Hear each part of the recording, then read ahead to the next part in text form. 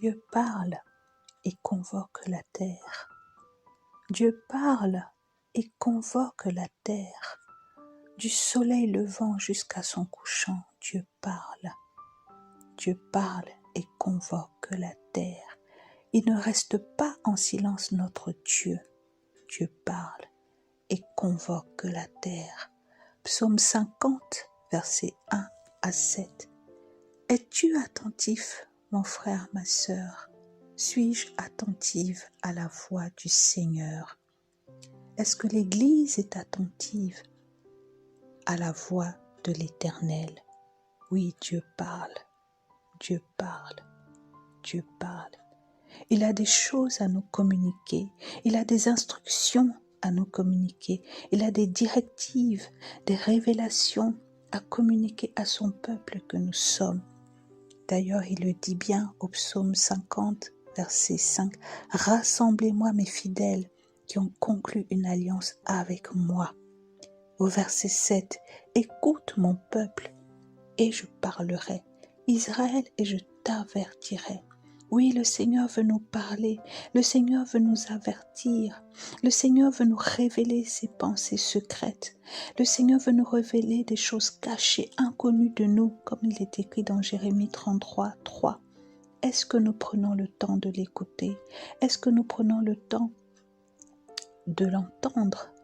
Est-ce que nous avons ce temps-là pour lui? Est-ce que nous lui consacrons du temps? Car il veut nous parler. Oui, les temps sont mauvais.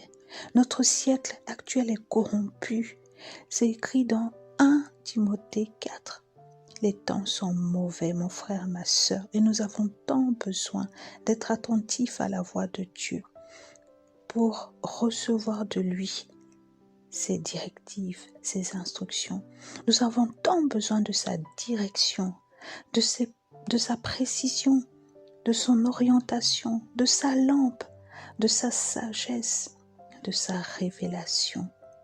Alors écoute mon peuple et je parlerai. Écoute mon frère, ma sœur. Écoutons, Église de Dieu, le Seigneur, notre Père, notre Papa nous parler. Prenons ce temps-là. Prenons le temps de l'écouter. Le jeune Samuel, dans 1 Samuel 3, dormait dans la maison de l'Éternel. Il servait dans la maison du Seigneur.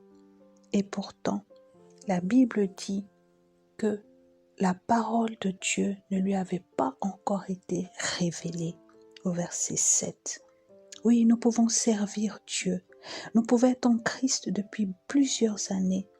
Nous pouvons entreprendre beaucoup de bonnes choses pour lui, être engagés dans beaucoup d'activités, faire des bonnes œuvres. Et pourtant, ne pas connaître la voix du Père, ne pas reconnaître la voix du Seigneur. Nous pouvons être éloignés de cette voix. Quelle est la voix que tu entends? Quelle est la voix que nous entendons? Quelle est la voix que nous écoutons? Ô Seigneur, aide-nous. Aide-nous. Et pourtant, cela n'a pas empêché le Seigneur de désirer ardemment cette communion avec Samuel. Au verset 10 de 1 Samuel 3, il est écrit que le Seigneur appela Samuel comme chaque fois. Comme chaque fois, il appela Samuel. Son désir est resté le même. Parler à Samuel, parler à son peuple, nous parler, nous communiquer sa pensée, nous communiquer des choses qui nous sont inconnues. Alors, es-tu attentif? Suis-je attentive? Ô Seigneur, aide-nous. Et il est parfois difficile de reconnaître sa voix ou de connaître sa voix comme Samuel. La parole ne lui avait pas été révélée et il a eu besoin du sacrificateur Élie pour discerner cette voix. Et aujourd'hui, nous aussi, nous avons besoin d'aide. Et notre aide par excellence, notre allié parfait, notre allié par excellence, c'est le Saint-Esprit, l'Esprit de Jésus, qui seul peut nous aider à entendre la voix de Dieu, à reconnaître la voix de Dieu, à être à l'écoute du Père. D'ailleurs, il est écrit dans 1 Corinthiens 2, 10 que le Saint-Esprit connaît les profondeurs du cœur du Père. Il est celui qui peut véritablement nous aider à connaître cette voix, à entendre cette voix. Alléluia, alléluia, alléluia, alléluia. Alors que nous allons bientôt entamer ce mois de mars 2021, je nous invite, frères, sœurs, je nous invite à prendre le temps d'écouter le Seigneur. Nous en avons tellement besoin. Il a dit dans Jean 15, « Sans moi, vous ne pouvez rien faire. Sans lui, nous ne pouvons rien. Sans lui, nous ne pouvons pas aller de l'avant. » Voilà pourquoi nous avons tant besoin de rechercher, à écouter, à entendre sa voix.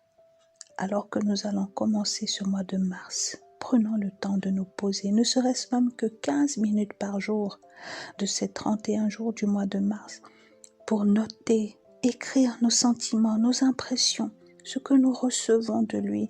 Et je suis persuadée qu'il va nous parler. Je suis persuadée que si nous prenons le temps de l'écouter, le Seigneur, notre Papa, va nous parler. Comment faire encore ? Eh bien, il faut croire que c'est possible de l'entendre. Croire que Dieu peut te parler, mon frère, ma sœur. Au milieu de tes troubles, au milieu de tes agitations, le Seigneur peut te parler. Tu peux commencer petit à petit en écrivant, en écoutant, en méditant la parole de plusieurs manières. Et je suis sûre que tu atteindras certainement des grandes choses, les sommets. Tu parviendras certainement à discerner sa voix aussitôt en t'exerçant petit à petit. Et pour toi qui ne connais pas encore le Seigneur Jésus-Christ, je t'invite à l'accueillir dans ton cœur comme ton Seigneur et comme ton Sauveur. Et alors l'Esprit de Jésus-Christ, l'Esprit Saint, prendra toute la place et il t'aidera. Il t'aidera certainement. Il t'aidera certainement à entendre la voix du Père, car il désire communiquer et communier avec toi, avec moi, avec nous. C'est son désir ardent. C'est son désir ardent. Merci Seigneur pour ta parole. Merci de faire de nous des auditeurs alertes, attentifs à ce que tu veux nous communiquer, à ce que tu veux nous révéler. Merci Seigneur, parce que tu désires tant communier avec nous.